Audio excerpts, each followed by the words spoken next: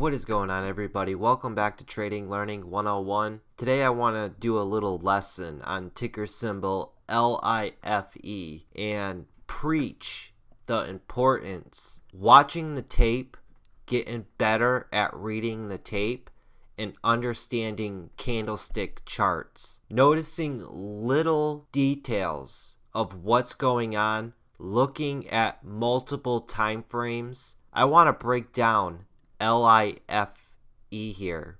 It's got a float of 3.6 million shares. It's got a gap up from around $4.30 up pre-market to a high of $8. And then pre-market, it starts to trend down, making lower highs, lower lows, trending down. And then right at the open here, it's hanging out just below the $7 area. Market opens, stock opens up just above $7, pops up to $7.50, slams back down to $7.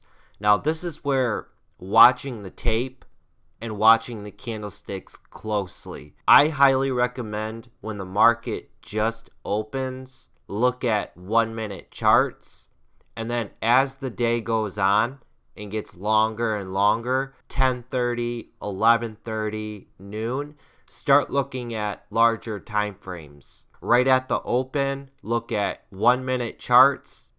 After an hour, move it up and look at 3-minute charts.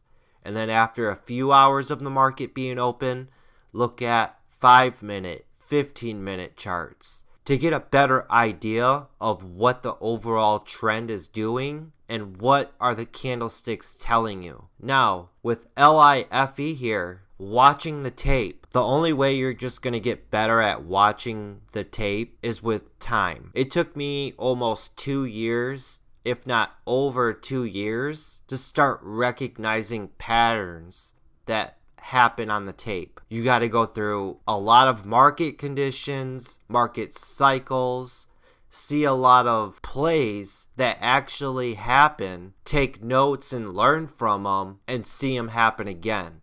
The market repeats itself over and over and over again because human nature never changes. That's why we see a lot of patterns and a lot of the same thing happen over and over again as time goes on. What I want to point out with LIFE, every single time this popped up above 7 and ran up to 750, it just ran into a flood of sellers. So somebody was unloading really heavily on the stock. And if we bring over the daily real quick as well, you got to keep in mind of the all types of different traders that are out there. Your long-term investors, your swing traders.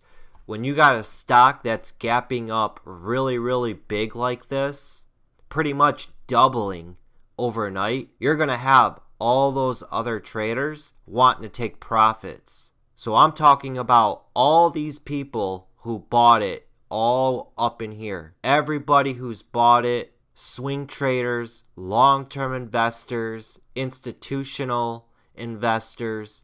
When you get a big gap up like this and the stock doubles, you're going to want to take your profits, right? So that's why a lot of times when you see a stock gap up 300, 400, even 100% with a big gap like this, you're going to most of the time see a big red candle because everybody's going to take their profits. And it's like I've said in a lot of other previous videos, consider yourself a scientist and a detective. You want to analyze everything, put the pieces together to make the story make sense to you, and you're always testing new strategies. Testing, refining, testing, and refining.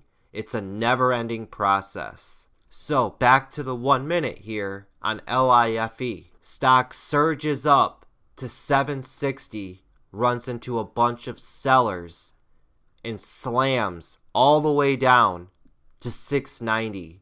70 cents. This slams down. And then the very next candle rips all the way back up to the high, same thing, runs into a big flood of sellers. And just look at these two long wicks right there. Those two long wicks is a clue that there's a big seller up there at 750. And then we got a big lower bottom wick right here at around 660, which is telling us there's a buyer at that level. Stock runs all the way back up right here to that 750 area, runs into more selling. Can't break up to a new high, runs into more floods of selling. It's telling you all day there's big selling pressure on this stock. And if we real quickly pull up the 3-minute chart on LIFE, I hope you guys can see this. We pull up the 3-minute chart on LIFE. We got our long wick up right here, long wick up here. We got a long bottom wick, long bottom wick. There was a lot of indecision this morning. There were buyers at the bottom and there were sellers at the top.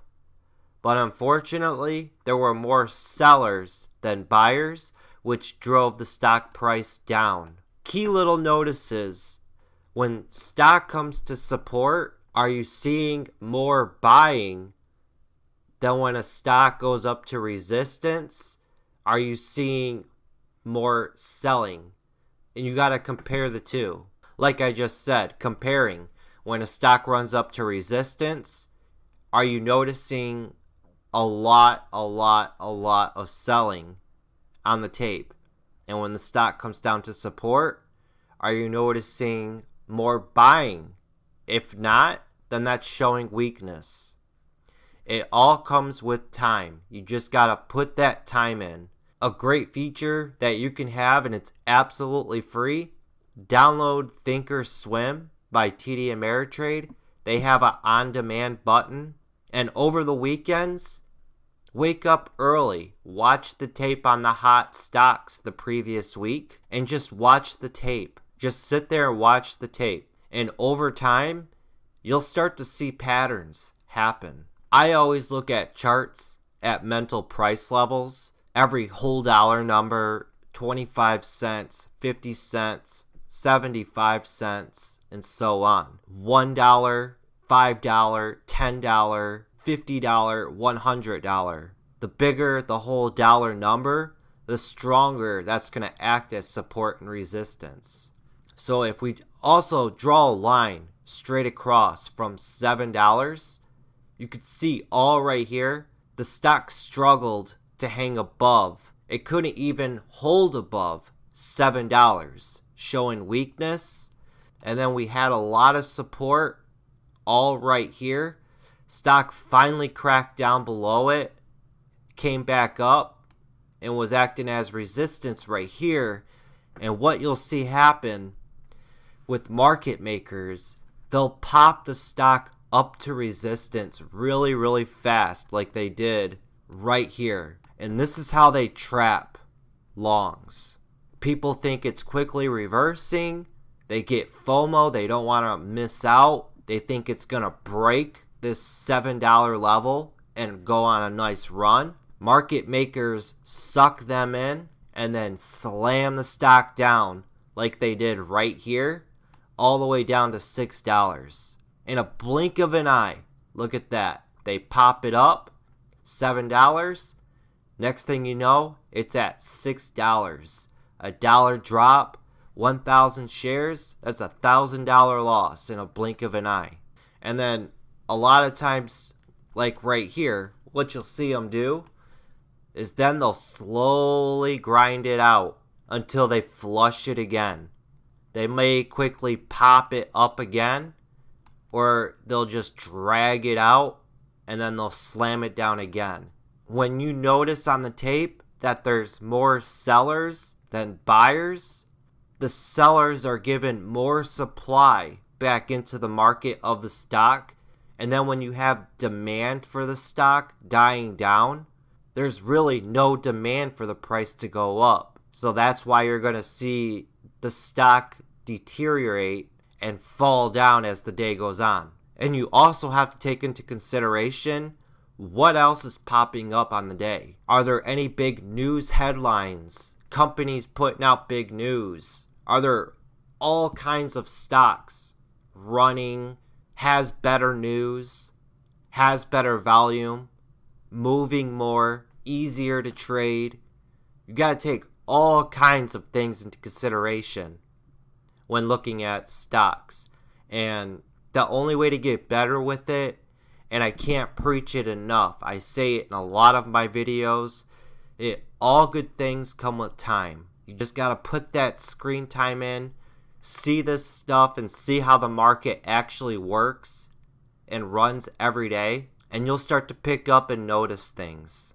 I was personally looking for LIFE to have a nice little run today, but as soon as I seen that it could not get above 750, and every single time it popped up, it just ran into a huge wave of sellers. Other things start popping off on the scanners and screeners. Stocks go on even better runs. People lose interest, and look what happens. LIFE just slowly dies off. And then you have stocks like CTIB pop up on people's scanners, running from $1 up to $3.75 and stuff like that. Taking people's attention away from the stock, going to something else. People are going to go where the money is. Plain and simple. That's why I like to refer to volume as the mob.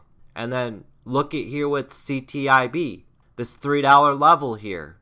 Stock runs all the way up to $3.75 and then pulls back right at $3.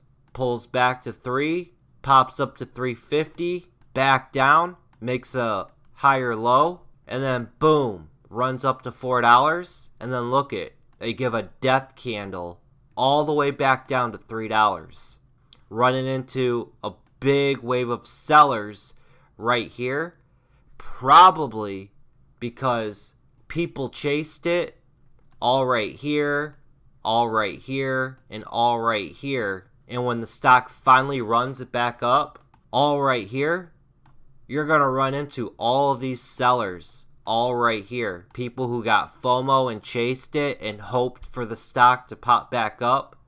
And when it finally did, they washed their hands with their stock to get out of it. And that's a wicked death candle. And when you got candles like that, take into mind too, people are going to look at that as a risky stock. They're not even going to want to mess with it after they see something like that. How tempting would a stock look to you if it ran up, made a new high, and then quickly gave it all back in 1 minute? But that's going to wrap it up for this one, guys. I thought I'd give a little lesson today about the importance of reading the tape. There is no really secret to reading the tape. You just got to put that time in. Like I said, all good things come with time, and the more time you do it, the better you get. That's with anything. You'll start to see patterns, how market makers play tricks and games, the human emotions. It really is like watching a dramatic movie when watching the tape. And there's tools out there for you to use. Thinkorswim on demand. It's not the best, but it's something that we have to use. But that's going to wrap it up for this one, guys. Until next time, have that patience, have that discipline, and study, study, study. Later, everybody. The most valuable commodity I know of is information. Wouldn't you agree?